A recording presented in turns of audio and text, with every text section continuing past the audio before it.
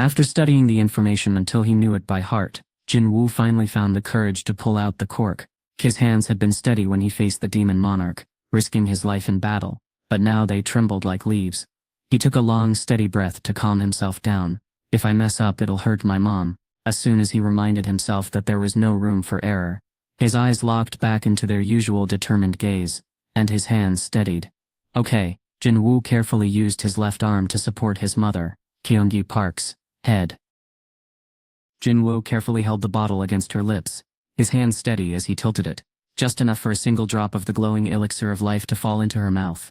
He paused, watching closely before allowing another tiny trickle, making sure not to rush the process. As he focused on her face, something caught his eyes, strange burn marks that spread from one side of her neck to the other, and around to the back, their jagged edges standing out against her pale skin. Jin-Woo could see the scars on her neck and the back of her head. These were scars he was responsible for. He had wanted to wash her hair like she had washed his.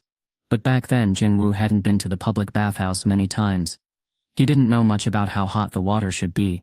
The scoop was full of steaming hot water, and it made a gurgling sound as it poured out. Jin-Woo snuck up behind his mom, being super careful not to spill a drop of water from the bucket. But then, splash! The whole bucket tipped over, soaking her completely. His mom flinched but didn't move, holding Gina tight against her to keep her dry. Her skin turned bright red, but she stayed totally silent. The screams came from the other ladies nearby. Oh dear, someone cried, and another voice shouted, Kyungi. Jin-Woo's heart raced as he realized something was wrong. He had only been trying to help. The scoop slipped from his hands and tears welled up in his eyes. But then his mom grabbed his shoulders tightly. Jin-Woo, are you okay? She asked. Are you hurt anywhere? Jin-Woo had thought he was busted for sure that day. But even now, the memory of what happened at that bathhouse, and her words still stuck with him. And here, I thought I never owed anyone anything. After his dad disappeared, Kyungjae had stepped up to take care of both him and Gina, all on her own. Jin-Woo hated owing people or doing them favors. But there was one person he could never fully repay: his mom. At that moment, the last drop of the elixir of life slipped past her lips. Jin-Woo set the bottle aside, gently laid his mom back in bed, and waited quietly, hoping for a miracle. His heart pounded thump, thump, thump, thump. The sound echoed in his chest, making it ache with anticipation. His throat felt tight, like something was stuck. Nothing happened. But then a tiny drop of blood fell from Jin-Woo's clenched fist. Ha? Kanju. Yi gasped. Her eyes still closed. It sounded like she'd finally taken a deep breath after almost drowning. Jin-Woo was shocked. Color started to return to her pale face, like someone turning up the brightness on a dark screen. Each second felt as long as an hour. How much time had passed? Jin-Woo's mom slowly opened her eyes. She looked around the room, confused, before her gaze landed on him. Who? Is that you, Jin-Woo? She asked weakly. Jin-Woo's heart pounded in his chest, but he nodded. It made sense. She didn't recognize him right away. It had been 4 years, and he looked totally different now. His mom's eyes were cloudy, her face pale, and she seemed much weaker than he remembered. But even in her fragile state, seeing him brought a spark of surprise to her face. Jin-Woo stood there quietly, giving her all the time she needed. Memories from 4 years ago started coming back to Kyunghi, like water slowly filling an empty pitcher. It wasn't long before she remembered why she was lying in that hospital bed. How long have I been here? She asked. 4 years, Jin-Woo replied softly. He knew every single day she'd been there, down to the exact number. Jin-Woo kept his voice soft to help his mom stay calm. She had just heard how much time had passed and looked shocked. What about Gina? She asked worriedly. Is she okay? Jin-Woo fought back tears. His mom had been gone for 4 years, stuck between life and death. And now that she was finally back, her first thought was about her daughter's safety. He bit his lip hard to keep from crying. This isn't the time to worry about Gina. He wanted to say, but instead he pushed down his emotions and forced a small smile. Yeah, she's fine, he said quietly. His mom let out a sigh of relief, her face softening with gratitude. Jin-Woo hoped his mom would start taking better care of herself. But deep down, he was glad she hadn't changed one bit. Now that her treatment was over, things were finally going back to normal. As the reality hit him, his mom was really cured. Jin-Woo jolted in surprise, snapping out of his thoughts when he felt her hand wrap around his. "Mom?" he asked softly. She smiled weakly and squeezed his hand. "Thank you, son," she whispered. "You kept your promise." "Promise?" Oh, right. It had slipped his mind since it was such a given. He didn't even consider it a promise. The eternal sleep disease was an illness that plunged a person into deeper and deeper slumber until they couldn't awaken. When it became harder and harder for Kyung-ai to function as the sleeping disease worsened, she had asked Jin-Woo for a favor. "If I don't wake up one day, you'll take care of your sister, right?" She'd smiled lightly like she was asking him to run an errand. That was why Jin-Woo had carried on until now without an ounce of resentment. All Jin-Woo had done was carry the heavy load she'd been holding onto for so long. His mom squeezed his hand tightly, like she could see right through him. "Jin-Woo, it must have been really tough for you, huh?" Jin-Woo wanted to smile and brush it off, but he couldn't. The tears he'd been fighting back finally spilled over as he whispered. "Yeah. I'm D.D. Japan, Alliance, Act Dr. Sung-Kul Lee, the head doctor at Seoul Ilshin Hospital, stared in shock. What?" he exclaimed, barely believing the news. A patient with eternal sleep disease had actually woken up. "Are you sure?" Dr. Lee asked, his voice trembling. "Yes, Dr. Lee," came the reply. "It's true. I've seen it with my own eyes," the doctor said. This kind of news would have caught Dr. Lee's attention, no matter where it happened. But the fact that it occurred right there in their own hospital was amazing. "I can't believe my luck," he exclaimed. Dr. Lee was a super smart man, and his mind started racing with possibilities. "This is totally one of a kind, isn't it?" he said, grinning from ear to ear. His smile was so big, it almost looked like his face might split open. Kyunji's doctor nodded in agreement. "That's right," he said, matching Dr. Lee's excitement. "Good job, Dr. Choi," Dr. Lee said, with a big smile. "Huh? I didn't do anything," Dr. Choi replied shyly. "Oh, come on." Dr. Lee nudged him playfully. "It doesn't matter how it happened.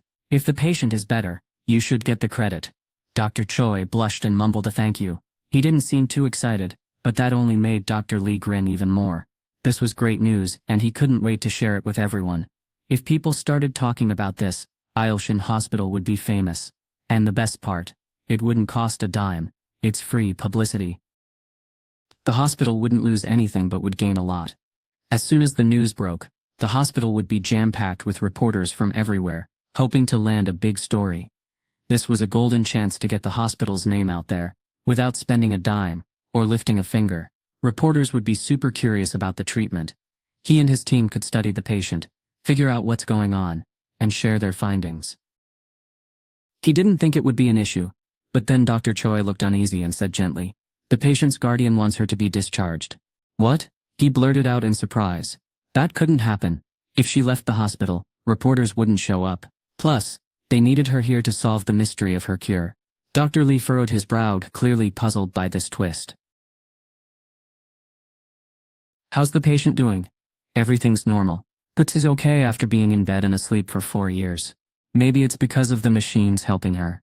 Dr. Choi scratched his head. Thoughtful. He had always worried that using such advanced equipment might cause problems. "We need to keep her here as long as we can," he said finally. "Tell them we still need to watch her closely." But they couldn't force her to stay if she wanted to leave. So there was only one thing left to do. Share the news before she went home. "Let's send out a press release while she's still with us," Dr. Choi said, shaking his head. "That would be tough, Dr. Lee." "We're not allowed to tell who the patient is," Dr. Cho replied. "If we slip up, there could be serious consequences." Dr. Lee was surprised by his colleague's words, but something in Dr. Choi's eyes made him take the warning seriously. He leaned in and asked quietly, "Is the patient someone famous?" "It's not the patient," Dr. Choi said. "It's her guardian. He's the one who asked us to keep her identity secret." Dr. Lee noticed how respectfully Dr. Choi spoke about this guardian. "Who is this guy, anyway? He must be super important for you to be so careful with your words." Dr. Choi hesitated before answering. "Do you know Mr. Jin-Woo Sung?" Dr. Lee repeated. "Who was this person? A famous politician? Or maybe the head of a big company?" The name sounded familiar, but Dr. Lee couldn't quite place it. He shook his head, And Dr. Cho quickly explained. He's the hunter who was recently rated as an S-class. And S-class? Dr. Lee's eyes widened in surprise. So this was why Dr. Cho was being so cautious. Of all people, the Guardian turned out to be an S-class hunter. If Dr. Lee made one wrong move and things went sideways, he'd be in serious trouble. S-class hunters were super famous and powerful, and if they got mad at you, well, it wouldn't end well. Dr. Lee's heart raced as he tried to process this unexpected twist. He quickly snapped out of his stunned expression and forced a calm smile. Let's discharge the patient right away. You're okay with that? Dr. Choi asked, sounding relieved. Of course, Dr. Lee replied, chuckling nervously while keeping up his friendly grin. Discharging her was the safest choice they could make right now. What would they get out of irritating an S-rank hunter? He basically said it himself. We can't force a healthy patient to stay. Now, can we? Understood, Dr. Lee. Dr. Chai left right away, and once Dr. Lee was alone, phew. He let out a sigh of relief as he stared at the closed door to his office. Gina dropped everything and rushed to the hospital as soon as she received the call. Jin-Woo stood at his mother's bedside when he felt his sister's presence rapidly approaching. Tekerchak. So the door opened. Mom. Gina's face was wet with tears even before she walked into the room. Mom, she called softly. Kyunji's eyes widened in surprises. He hadn't seen her daughter since middle school. Now Gina stood before her as a young adult. But quickly, Kyunji's surprise turned into a warm smile. She opened her arms wide and said, My dear, you've grown so much. Gina didn't wait. She ran right into her mother's hug. As they held each other tight, Jin-Woo stood there, paused for a moment. It wasn't the best way to handle things, especially for someone who'd just woken up from a 4-year coma, but Jin-Woo couldn't ignore his sobbing sister. Mom. Gina usually acted so grown up that it was easy to forget she was still just a kid. Seeing her like this, when she was normally so cheerful, made Jin-Woo's heart heavy. He was about to pull her away when Kyungi shook her head and pressed a finger to her lips, signaling him to wait. Her other hand kept gently patting her daughter's back. Jin-Woo sighed softly and took a step back.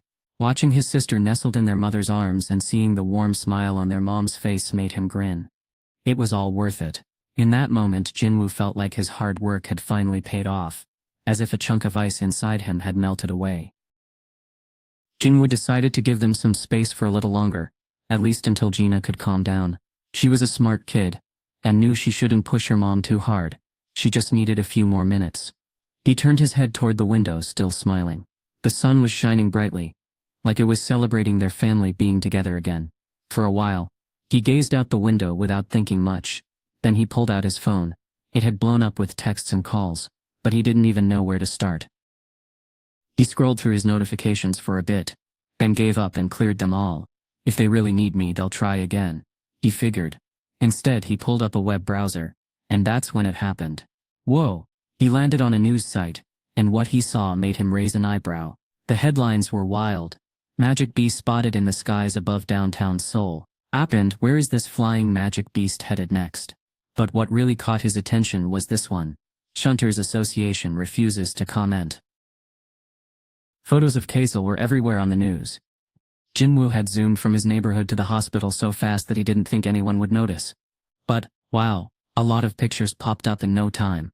Luckily, none of them clearly showed him riding Kaisel, thank goodness. At first, Jin-Woo thought, who cares what people think? But seeing all the fuss made him wonder. Let's be honest. Who wouldn't freak out seeing a huge magical creature soaring overhead? As Jin-Woo flipped through the articles filled with anxiety and nervous energy, he made a mental note to be more careful. No need to scare people on purpose. He remembered why he hadn't wanted to become a necromancer in the first place. It was because he hated how people would react to him. But then again, if they freaked out over a giant lizard with wings, imagine what would happen if they ever saw Fang, when things got really out of hand. Just as Jin-Woo was thinking about all this, his phone buzzed in his pocket. He stepped outside the hospital room to answer the unknown number. Hello? He said. Hunter Sung, replied an old man with a deep, cheerful voice. Jin-Woo immediately recognized the voice on the other end. President Go? He asked in surprise. Yes. This is Gun-hee Go from the Hunters Association, the voice replied. Jin-Woo's eyes widened in shock. Why would the president of such an important group be calling him? He quickly stepped away from the bustling hallway to a quieter spot. Can I ask why you're calling me? Jin-Woo said, trying to sound calm. You've probably heard already, President Go replied. Heard what? Jin-Woo tilted his head, confused. I don't think I know what you're referring to, he admitted. Haven't you seen the news? President Go asked. Jin-Woo's eyes grew wide as he realized what might be happening. He shook his head, even though no one could see him. No, I'm sorry, I haven't. I'll be careful from now on. Pardon. At the president's confused tone, Jin-Woo suddenly figured out they weren't talking about the same thing. What else could this be about? He wondered. It wasn't about Kazil, right? But then what other big news was there? The double dungeon, the Red Gate, clearing an A-rank dungeon, or maybe the Sphere of Avarice. The more Jin-Woo thought about it, the more he realized how many of his adventures could have made the news. What's going on? I guess you really haven't heard yet, President Go said. I've been somewhere a little hard to reach and just got back. Jin-Woo wasn't lying, not exactly, but President Go's voice dropped even lower than usual, like he was about to say something serious. Hunter Sung, the president said abruptly. Jin-Woo froze. Whenever someone's tone changed like that, it meant they were getting to the point. May we speak in person? The president asked. Now Jin-Woo was even more curious than when he'd first answered the call. Why would the president of the Hunter Association personally call me and want to meet? Whatever this was about, had to be big. Jin-Woo glanced back toward his mom's room. He really didn't want her getting involved in this stuff if it wasn't necessary. I can come to you, he said. Would you like that? Of course, came the reply. This was better for Jin-Woo anyway. After hanging up, he told his mom he had something important to take care of and hurried out. The bright sunlight stung his eyes after spending so much time in the dim demon's castle.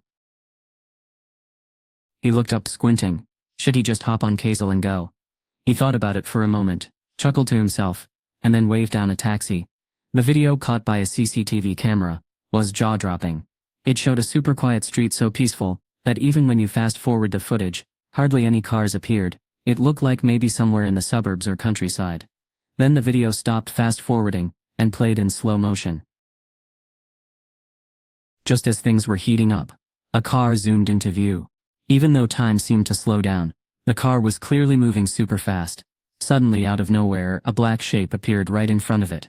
This wasn't just any object. It was something alive, standing on two legs like a person. The car didn't have enough time to slow down or slam on the brakes at that speed. But here's the crazy part. There was no crash. Just before impact, something strange happened. The car lifted off the ground, like it was defying gravity. A shadowy monster tossed a car like it was a toy, smashing it to the ground with one hand. It pulled out the driver, who was knocked out cold, and started eating him from the head down. Crunch, crunch. If the camera could record sounds, that's what you'd hear, like stepping on crunchy leaves. The video ended abruptly. Jin-Woo turned away from the huge screen that covered one whole wall in the president's office and faced President Go, who was sitting across from him. President Go quietly placed the remote control on the table. 300 people, President Go said quietly, shaking his head. That single ant caused all those deaths.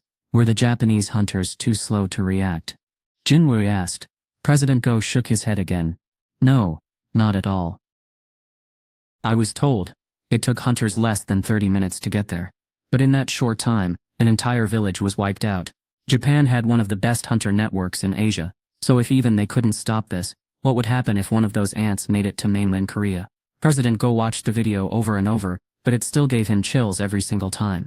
We have to wipe them out before it's too late. The operation starts in 4 days. All week long, Japan had been pushing to get their hands on a list of Korean hunters taking part in the event. President Go, who was in charge of the Korean side, kept delaying giving them that list. There was only one reason for this. He hadn't been able to contact Jin-Woo until now. The moment he could finally settle the list had arrived at last. President Go's heart raced as he faced Jin-Woo. We're going to Jeju Island, to get rid of those ants for good, he said. His eyes showed just how desperate he was. But we need your help. Hunter Sung. President Go held his breath. If Jin-Woo said no, there was nothing else he could do. Jin-Woo wasn't part of a guild, and he didn't have to help the association. The choice was entirely up to him. After struggling with it for a while, Jin-Woo finally spoke up. After his meeting with the president ended. Jin-Woo stood to leave but suddenly stopped when he felt something odd. What the is this? What the? He picked up on some strange clashes of mana nearby. A dungeon break. That was his first thought, but he quickly pushed it aside. He could tell that the flow of energy was coming from several hunters. Not a monster. Is something wrong? President Go asked. As he walked Jin-Woo to the door. It's nothing much. Jin-Woo replied. But I think there might be some hunters fighting nearby. President Go chuckled and shook his head. What kind of bold hunters would start a fight near the association? That would never happen. Wait, where is Hunter Song even looking? Hunter suddenly remembered. Oh right, the S-rank hunters are training in the gym right now. Is that what you're sensing? Training? That would definitely explain those bursts of magic power that keep happening, but aren't too strong. Jin-Woo nodded. Yeah, that makes sense. The president stared at Jin-Woo in disbelief. He can detect them from all the way out here. The association's gym was built to trap magic power so it wouldn't leak outside. President Go couldn't feel anything at all. But Jin-Woo, he could sense magical energy coming from the gym, and even tell that a fight was going on. Wow, that's super sharp. The president had no idea how Jin-Woo could detect all that. Hey, want to head to the gym yourself? President Go asked casually. After all, it wasn't every day you saw all these S-rank players together in one place. Now that Jin-Woo was an S-rank, he wouldn't want to miss seeing what other top hunters could do. Then he heard something that made him stop in his tracks. Mr. Ryuji Goto will be there too. Jin-Woo had been thinking about the offer, but now he froze at this new information. Ryuji Goto? Jin-Woo asked. His voice filled with surprise. The other person nodded. Yes, the Ryuji Goto. Every hunter and practically everyone else knew who Ryuji Goto was. He was the most famous and powerful hunter from Japan. He's here to train Korean and Japanese hunters to work together. But he's leaving tomorrow, so this is your only chance to meet him. Wait a minute, are you saying the best Korean hunters and Japan's strongest hunter will all be in one place? I can't miss out on this. Jin-Woo jumped at President Go's offer, his excitement evident. On the other hand, Reggie was trying not to yawn. Are these really the best hunters Korea has? They're not great. Honestly, they're pretty weak. Terrible was just saying they were bad without feeling sorry for them, while pathetic made you feel a little bad for them. If Korea's safety depended on these hunters, wouldn't it be better to let Japan protect them? Ryuji smiled to himself as he watched the hunters. Most of them weren't great, but there was one who stood out, a girl named Heian Cha. She was decent, almost as strong as Japan's top hunters. She couldn't compare to Japan's top fighters. Yeah, that's kind of to be expected. Korea was a small country with a small population. Their strongest fighter was an old man who wasn't even able to battle anymore and didn't have much time left. Gun-Hee-Go was as strong as our best hunters, but this wasn't great for Korea. Ryuji had been staying in Korea to check out the abilities of their hunters, and now he'd seen enough. If they pulled back during an attack, they wouldn't last 5 minutes. He turned to leave when he noticed someone walking into the gym. Who's there? His eyebrows twitched in curiosity.